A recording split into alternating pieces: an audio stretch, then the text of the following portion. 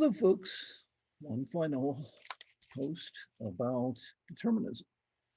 Although, as I've mentioned before, in a sense, it's a bit of a digression because determinism is rooted in metaphysics and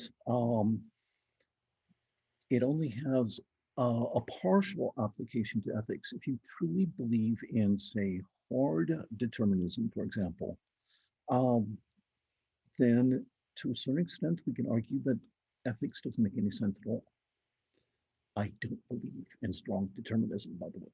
So let me just share a few thoughts about the text. So let's talk about the different varieties of determinism that are described in the text. First, let me note that they devote a few paragraphs to talking about scientific determinism. I have to point out, hint, hint, does that remind you of perhaps a scientist who wrote a assigned reading this week? Hmm? Materialism. What the heck do we mean by materialism? Well, in the area of philosophy, we do not mean pursuing wine, women, and song. It's not about acquiring lots and lots of stuff. Rather, in the context of philosophy, materialism is the notion that all truth statements ultimately refer back to physical material reality. Does beauty exist? A materialist would say not in itself, that perhaps there's been some sort of a selection towards people finding certain ratios or patterns attractive. But they would say that ultimately anything that we consider an abstract ultimately refers to something in physical reality. Now, this is the view that is the default uh, assumption in experimental science. According to science, the tacit assumption is that we can't really say if something exists until we can identify, measure, and record it, ideally in a controlled laboratory setting. Now, as per the text, according to Newton, humans are physical in nature, subject to physical causes, such that freedom is an illusion. If everything operates by rote Newtonian physics, then does um, does meaningful choice exist? We are at best automatons that maybe think that we have free will. But if that's your view, then how can ethics really be relevant? However, must materialism necessarily imply determinism? Well, let me turn to my PowerPoint, clicking on share screen, and I have some images to share that will help, I think, elaborate on these ideas.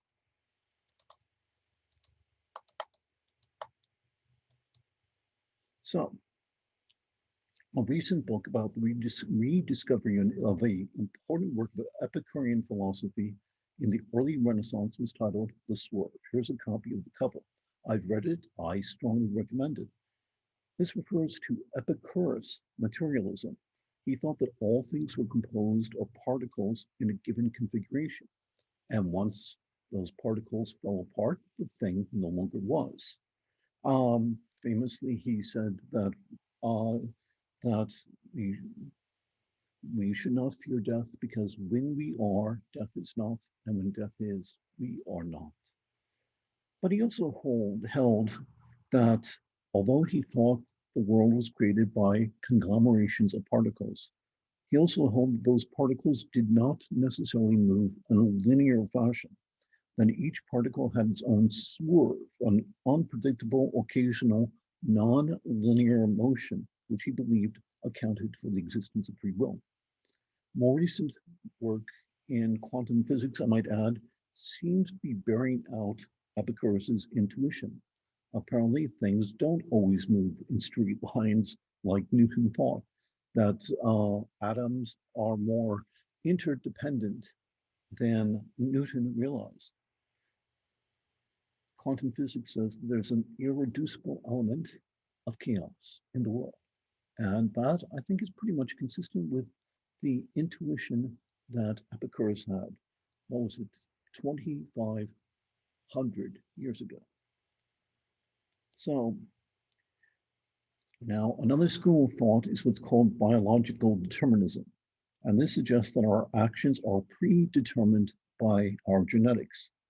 Now, this is, I think, consistent with a philosophical movement in the late 19th and early 20th century called social Darwinism, which held that the survival of fittest applied to humankind. Thus, those who had the most money, fame, and power were presumably superior to those who did not. And those who had little in terms of money, fame, or power were considered to be genetically unfit. Yes, if that sounds pretty nasty, I think it is, but that was the default belief in the late 18 and early 1900s.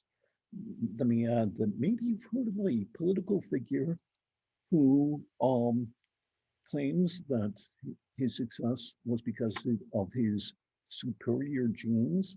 Yeah, that's social Darwinism, whether or not that political figure knows the expression or not. Now, the social Darwinists rationalized policies which elevated those who were already wealthy, powerful, and famous, and denigrated those who were not, on the presupposition that those who were not wealthy, powerful, or famous had inferior genes, which notion further supported, sadly, the notion of eugenics. Now, as I read the social Darwinists, their view strikes to me as being effectively compatible with a earlier doctrine that was prevalent in the United States at that time, which is Calvinism. Last time we talked about Calvin's tulip, total depravity, unconditional election, limited atonement, irresistible grace, perseverance of the saints. The notion is that humankind is so incredibly evil and wicked that no one of us can earn salvation, but that at the dawn of time, God predetermined that certain people were going to be amongst the elect. And once you are determined to be predestined to be amongst the elect, there's nothing that you can do to lose that predestination.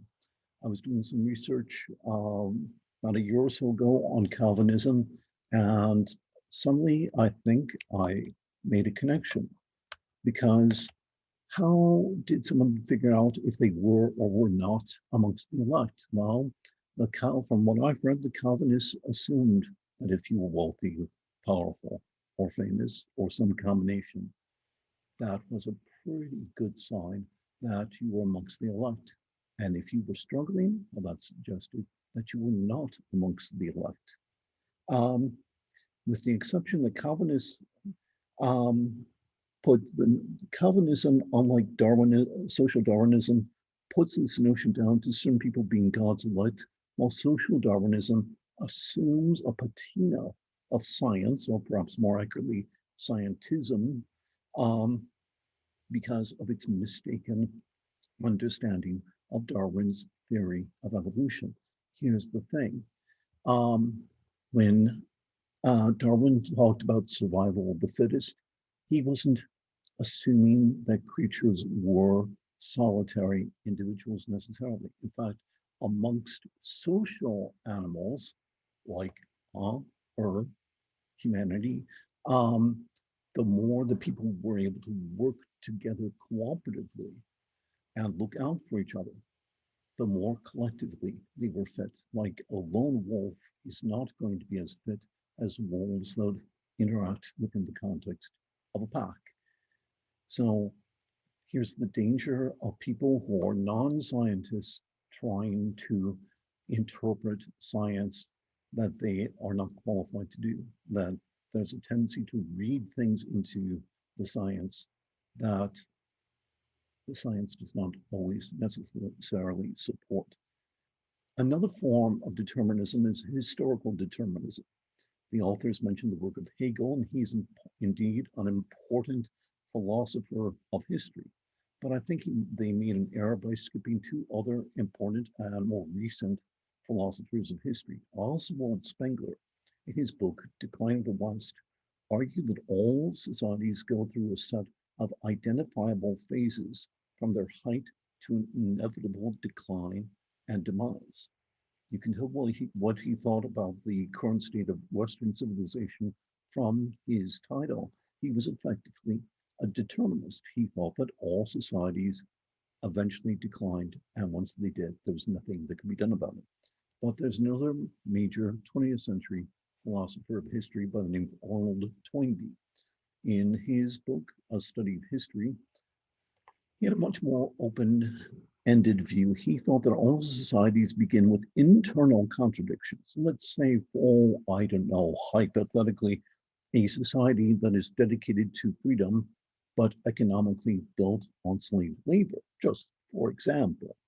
Um, Now, according to Toynbee, in the course of time, these internal contradictions will become more and more severe when they conflict. And if they are not dealt with, they will ultimately lead to a crisis. However, if that tension can be resolved successfully, then the society enters a new stage of flourishing until another conflict emerges. Let's talk about fatalism, hard determinism, soft determinism, and indeterminism.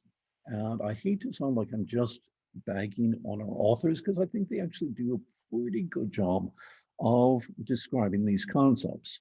But in, as a result, though, I would like to illustrate these views with more accessible examples that I think you might find it a bit more relatable. Yes, yes, I'm going to work in some pop culture references here. So, time travel narratives. Who doesn't like a good time travel story? Time travel narratives tend to skew towards exemplifying and sometimes challenging one or another form of determinism. So, for example, in Ray Bradbury's classic story, The Sound of Thunder, slight spoiler here, a time traveler inadvertently changes the future by making a blundering change in the past. This is an example of indeterminism. The future is open ended. And if you travel to the past, an indeterminist would say there's a danger that you could change your present. By contrast, in Kurt Vonnegut's novel, and I also recommend the movie version, Slaughterhouse Five. The protagonist encounters an alien race, the Tralfamadorians, who have an innate perception of the future and the past. They can see the future and the past like you and I see left and right. They report they know that they are doomed by the action of another member of their civilization, and they know that they can do nothing to stop this action. Whenever you see that situation in a time travel story, where whatever the protagonists do, a specific outcome is inevitable, that is effectively hard determination, hard determinism. This is sometimes called the predestination paradox. Okay, one of my favorites, total geek on. I love Doctor Who. I have been watching it ever since I was a teenager. Uh, so the British SF show, Doctor Who, has lately tried to strike a balance between the two. The time traveling protagonist makes reference to fixed points in time, with which he or she is forbidden from altering because they inevitably lead to certain events in the future. So there's an element of hard determinism. But in any situation or event that does not involve a fixed point in time, the doctor is allowed to intervene. What is this but soft determinism? Now, I must admit that's probably enough pop culture for one announcement. Let me tie in the notion of soft determinism into some major philosophers who I think our authors neglected to mention. Now, I've already mentioned Epicureanism. Epicureanism is a materialist worldview, but also affirmed free will because of the belief that particles move unpredictably. Specifically, this book, The Swerve, is about the rediscovery of a book called De Rerum Natura, the nature on the nature of things. It was written by a Roman Epicurean by the name of Lucretius, and a um, scholar by the name of Poggio Basciolini, Basciolini in 1417 discovered the last remaining copy of this work. While it revived, it was a sensation in Renaissance Italy and then spread across the continent. And some people even think that it's so important that they sometimes credit it as being one of the major things that helped start the Renaissance. A rival school of thought, however, to the Epicureans was the Stoics. They believed, as in this quote from Epictetus, that there were some things that we could control, essentially our own thoughts, feelings, and actions, and things that we could not, and that the good life, what they called eudaimonia, was a matter of disciplining yourself to seek only to control the former and not to control the latter. Somewhat, let me turn the page here, somewhat like virtue ethics, then, the Stoics made a practice of self cultivation by reviewing each day with a view as to whether they had done so. If not, why not? Had they allowed themselves to get upset because they had sought to control something they couldn't? Did they take all the responsibility they should have to control the things that they could? Now, it's thought that this practice of daily self examination with a view towards developing what they called ataraxia, which was a state of serenity or calmness, may have been at the root of one of the greatest of the Stoic texts, the Meditations of Marcus Aurelius. Marcus Aurelius was a Roman general and politician and eventually a Caesar. In fact, he's credited as one of the last of the good Caesars. Now, and his book is all reflections about Stoic ideas and concepts, and apparently his attempt on a daily basis to apply them in his life. Now, I don't want to give you the wrong impression. There is some interesting overlap between the Epicureans and the Stoics. The Epicureans also prized the goal of serenity, but their method was a bit different. Primarily, they believed that it was what mattered was that you should simplify your lifestyle to the extent that you only pursued those pleasures which were both necessary and natural, usually with the support and the company of one's local Epicurean community. Interestingly enough, Camus comes to an interesting, similar concept as the Stoics, but he does so on the basis of existentialism. In his essay, The Myth of Sisyphus, um, he talks about the figure of Sisyphus in Greek mythology. Sisyphus is being punished by the gods, and his eternal punishment is to push a boulder up a hill. And just as he gets almost to the brink, the boulder falls back down and he has to proceed again. But Camus argues, says, I leave Sisyphus at the foot of the mountain. One always finds one's burden again. But Sisyphus teaches the higher fidelity that negates the gods and raises rocks. He too concludes that all is well. This universe, henceforth without a master, seems to be him neither sterile nor futile. Each atom of that stone, each mineral flake of that night-filled mountain, in itself forms a world. The struggle itself towards the heights is enough to fill a man's heart. One must imagine Sisyphus happy. Sisyphus has no control over what he's doing, but he does, according to Camus, have control over how he thinks and feels about what he's doing.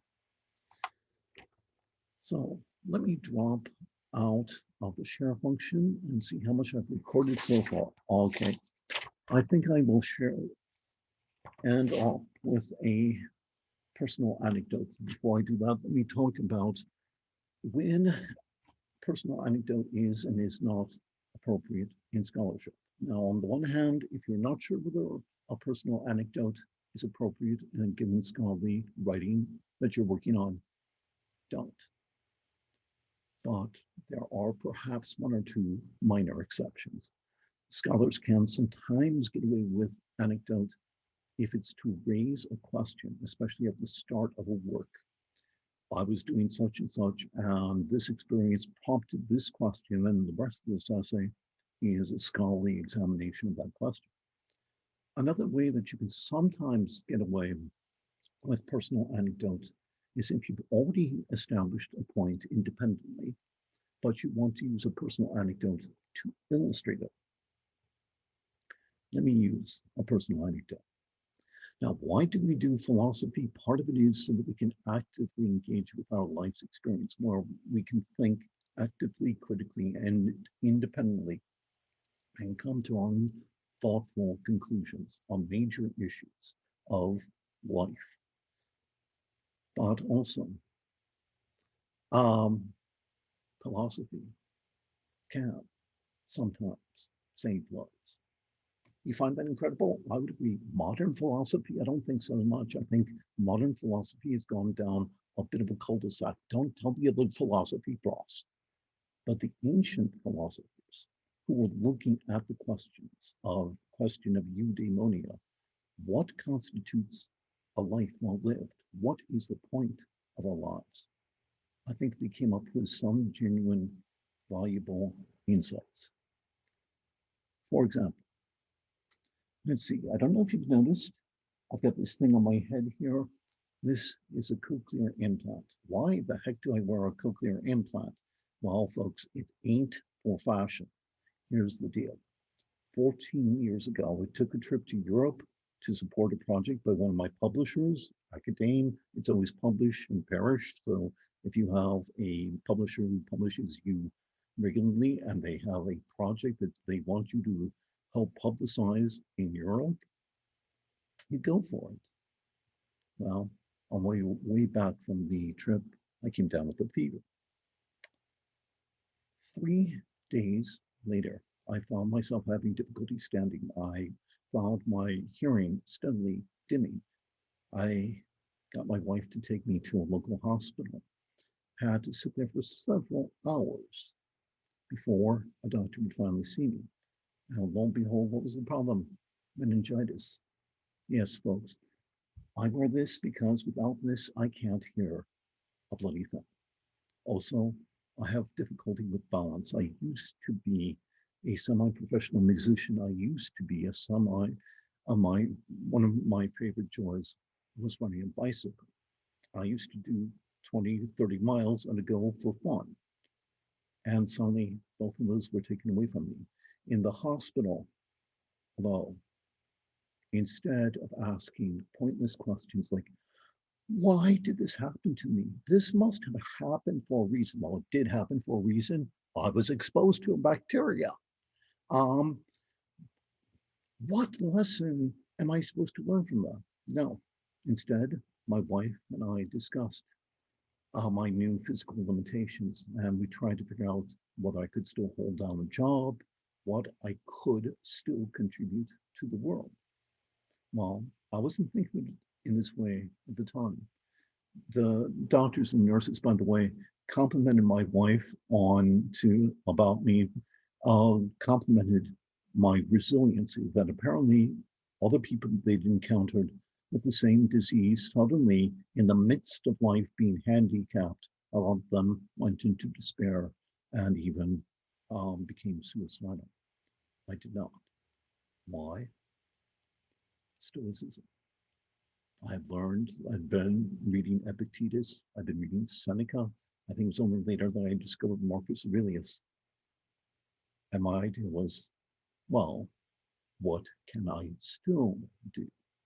And what can I do with what I am still capable of? And that's why I didn't fall into despair. I had control over my inner life, over those things that I could control. Sometimes, especially these ancient philosophers who talk about what is the point of life, what constitutes a life well lived, have genuine wisdom that we can all benefit from. There's my thought for today. I will probably do the reading for next week tomorrow, and I'll try to write and record an announcement tomorrow to help you with that material. Watch out for the essay by C.S. Lewis, which has left a lot of people in the past flat-footed. I wrote a very brief announcement about that, but maybe I'll get around to recording something about it. So that's my thought for today. Ciao for now.